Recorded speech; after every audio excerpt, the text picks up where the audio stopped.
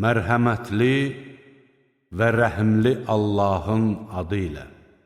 Həqiqətən kafirləri qorxutsan da, qorxutmasan da, onlar üçün fərqi yoxdur.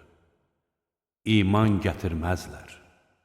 Allah onların qəlblərini və qulaqlarını möhürləmiş, gözlərinə də pərdə çəkmişdir.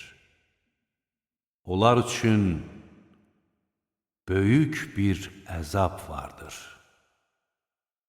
İnsanlar arasında elələri də vardır ki, mömin olmadıkları halda Allaha və axirət gününə inanırıq deyirlər.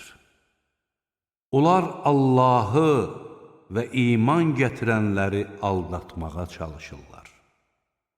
Halbuki, yalnız özlərini aldadır və bunu anlamırlar.